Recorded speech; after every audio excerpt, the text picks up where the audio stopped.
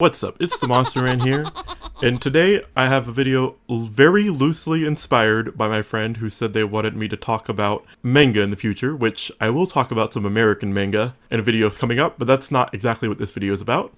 This is a video on top 10, a video I think could have legitimately 10 different titles.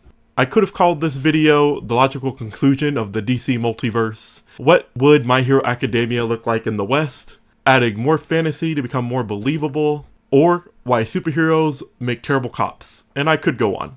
Top 10 is a limited series by Alan Moore with illustrations done by Gene Ha and Xander Cannon, and similar to My Hero Academia, which is how we got to this comic, Top 10 investigates what police work would look like in a world where everyone has powers and access to super technology. It takes place in a city between multiple realities called Precinct 10, where many superpowered people and people of different species coexist to keep the city running. In this world, there are humans, but they make up the minority, and any unpowered people you see in this comic usually also have access to super technology or are some kind of super genius. Again, you can think the population makeup similar to My Hero, but that's probably where the similarities end. This series plays out like a standard cop procedural, like The Closer or the SWAT series, if you've seen any of those shows where crimes take place and officers need to investigate to find the culprits or respond to active incidents with very swift justice. I wanted to talk about this book because of how grounded it feels. It examines many aspects of life and inequalities without feeling tacked on or like it's forcing the further examination. It feels natural in a way that other similar stories don't capture. These officers are cops, not heroes. They clock in at 8 and clock out at 5. For all their power, they still get caught in awkward situations, like being squished into a building by a metahuman that expands when he gets anxious, or having your car hit by a blind driver. They don't have secret identities, and any code name simply mirror a nickname someone would get on a police force that's used more for ribbing or respect rather than obscuring their identity. This is the perfect series to read for fans of more adult comics like Black Summer or The Authority, which if you've been keeping up with the channel, you know The Authority is one of my favorites. And this story just fascinates me because I find it interesting how believable the world of Top 10 is, while adding even more fantasy elements that I think a comic like even The Authority has. I think this series truly proves how masterful Alan Moore is at world building, without deep monologues or over-explanation in the text. Many questions you could have about this world are answered if you use logical thinking and look deep enough. For example, the blind cab driver in issue 1. How does he make enough money to survive? And how has he not killed anyone yet? And why did it take him so long to get caught for being blind? And all of these questions are answered by simple explanation of his powers. Unlike My Hero Academia that tries to present a world with an overly abundant amount of rules against the usage of your powers, Top 10 takes a different approach. There is no law preventing you from using your powers if it helps your daily tasks. The law remains fairly consistent with our own world. As long as there's no theft, no murder, no fraud, and you respect the rules of the road, you won't get arrested for simply existing with abilities. The blind cabbie in question has an ability called Zen Vision. It allows him to be where he is supposed to be at all times. This very simple statement explains everything you need to know about the character. He doesn't get caught for running the red light because he was supposed to run the red light. He never hits anyone unless they were supposed to get hit. He will always make enough money to get by because he's always where he needs to be to get paid. It's simple but effective, and this logic extends to all aspects of the world building in Top 10. And I can't get enough of it. For example, the officer pairings are typically balanced by having one really powerful cop paired with another less powerful officer. This is the case for our protagonist Slinger. For most purposes, Slinger is an ordinary human, but her father was a super genius who left her a toy box of autonomous drones that only she can control. These drones carry weapons like guns and can do things like carry objects, chase criminals, or even gather evidence for her. Slinger herself is just a human though, with all weaknesses that entails. She gets paired with Smax, who is one of the most powerful officers on the force. He is practically invulnerable and has the ability to shoot an energy blast from the handprint on his chest. You see this weak and powerful dynamic on the other pairings as well, like with Girl 1 and Armageddon. Irma is a human who essentially just wears a nuclear power suit at all times. We see her up extremely early at her home, putting it on, so you can imagine she's rarely seen with it off. Girl 1, on the other hand, is a bioengineered superhuman with super speed, super strength, and control over her skin's appearance, as well as her internal body temperature and other aspects, like super hearing and super sight. We even see this again in the duo of Officer Jackson, who has advanced synesthesia that allows her to see colors and hear music that isn't there, that she can attach to other individuals that helps her solve crimes. But otherwise, she's a physically weak human being, and she's paired with King Peacock, who is superhumanly strong and fast, and he also possesses the ability to find a weak point in any opponent, thanks to his religious connection to who they call the devil. It's not exactly the devil, but close enough. He is a good guy, though. These pairings are never fully explained in the text, but you can easily look behind the pairings and come up with reasons why this might be this way. It's likely there to ensure that there is no power imbalance on the force that could promote criminal activity. For example, Smax is pretty much unbeatable by anyone except maybe King Peacock, who can see the weaknesses in any opponent. If King Peacock was his partner, it's likely they would struggle to control that pairing of cops if they got out of line. Of course, that's headcanon, but Alan Moore's ability to create these rules without explicitly telling you that they're rules helps the reader ask questions like why it is this way, and allows you as the reader to draw your own conclusions using your own logic. Little rules like this help make the world feel more fleshed out without being forced to explicitly write it in the text, so they can focus on the actual plot and not just exposition. I think other writers would do well to incorporate hidden rules like this in their work, help flesh out their fictional universe. Top 10 even addresses some potential character motivations without giving long-winded backstories.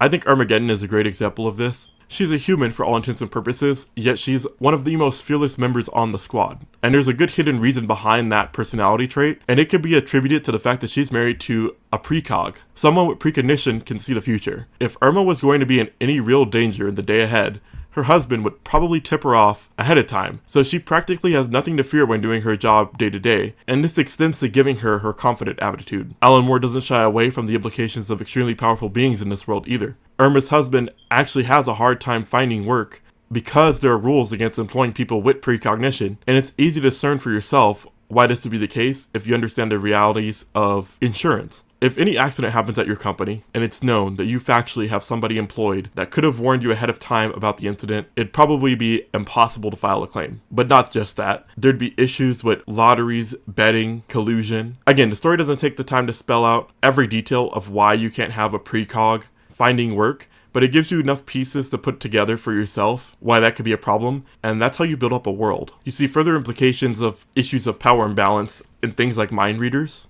The precinct of Top 10 employs a mind reader for interrogations, but maybe unsurprisingly, the testimony from mind readers is considered inadmissible in court, much like a lie detector. On the surface, this might seem silly, because what could be more trustworthy than hearing someone's actual thoughts? But this might actually be the same result if you had a mind reader in real life. For one, it's an invasion of privacy, obviously. And two, who can actually say if the mind reader's telling the truth? They're human and fallible just as much as the next person. If you personally can't hear the thoughts, what is to stop a mind reader from lying to you about what they heard in somebody's head? Physical evidence in the world of Top 10 arguably would have even greater importance, because you can't just trust everyone with powers. But there's also a lot of little things that Alan Moore does to make the world feel more real. For example, discrimination against non-humans. Race and even sexual orientation don't seem to be big concerns in the Top 10 universe, but prejudice between humans and non-humans seems to be in full swing. For example, Gogra. He has a long-standing beef with Smax and the police in general for discrimination in the past, or what he feels like is discrimination. Gogra is a giant Godzilla-looking monster who used to be a famous movie star, who's now an alcoholic that drinks beers out of 18-wheeler shipping containers. He's so large that he can't live in a normal city, and was eventually moved to a city of all monsters, implied to be a similar size to him. His son, however, is practically human-sized, named Ernesto Gogra, but he's still a lizard creature, and Ernesto feels that he's slighted by the police, even though he is a delinquent that frequently uses slurs, and I believe was rightfully taken in for a crime, though it can be argued that he is regularly profiled just for being related to an ex-villain and being a monster, and that profiling might be what leads him to act out, which could parallel how some Black Americans feel. Sometimes people in the Black community, like myself, feel like if they're going to be treated like criminals anyway, maybe they should do some crimes, so at least if they're going to get pestered by the police for doing nothing, you give them a reason to stop you.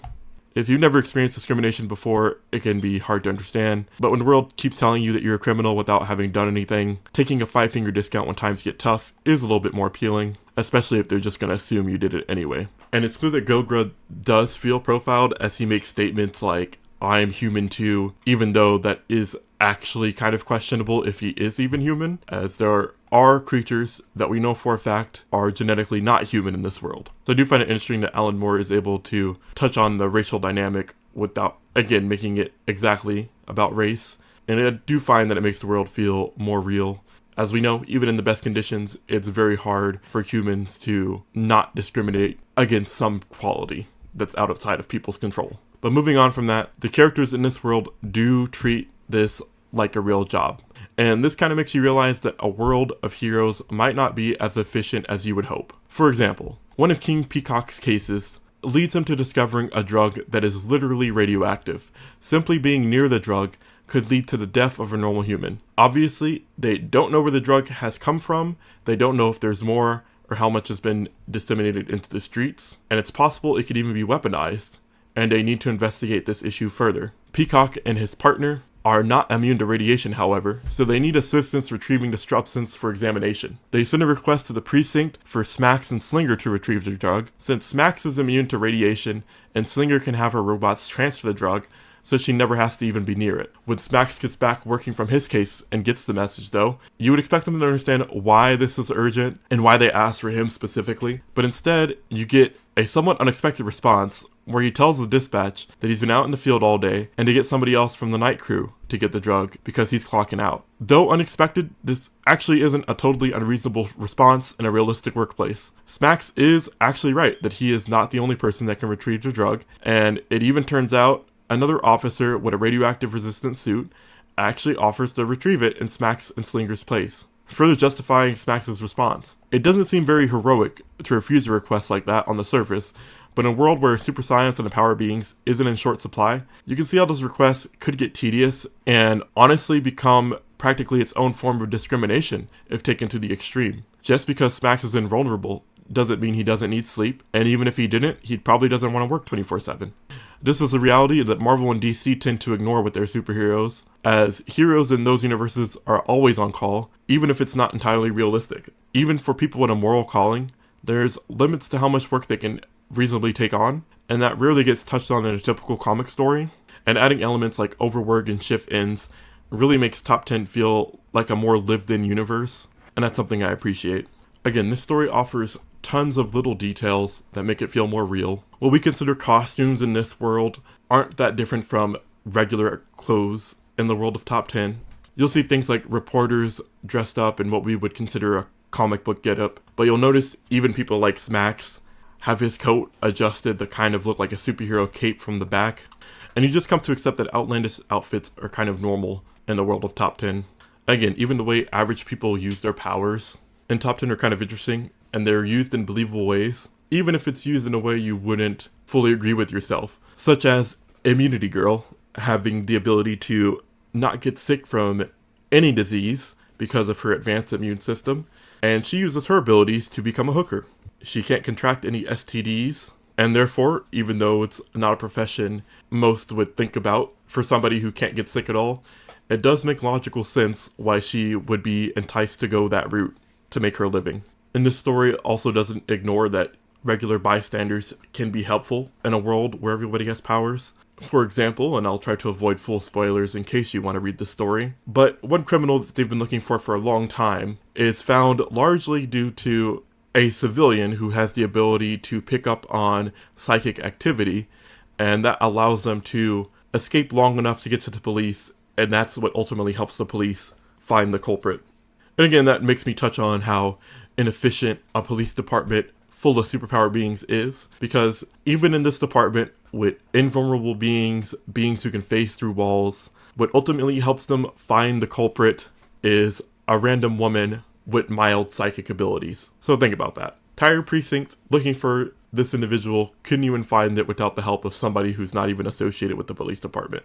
It's humorous when you think about it. It does reflect reality, in the sense that just because you give a police department millions and millions of dollars to do their job doesn't necessarily mean that makes them more effective at doing their job. Again, I don't think that's what Alan Moore was going for in this book, but with his world building, you can apply a lot of the logic of that world to our own, which is why I think this is a book a lot of people can enjoy reading. It's fun to see the world, our world, through a more whimsical lens, like one where everybody has superpowers, and then take the author's interpretation and apply it to our own world.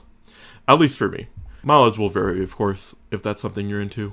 But yeah, this is getting a little long-winded, so I think I'll end this here for now. But definitely read Top 10. This comic is a fun read, and it's one of those few comics that I think heavily promotes rereading.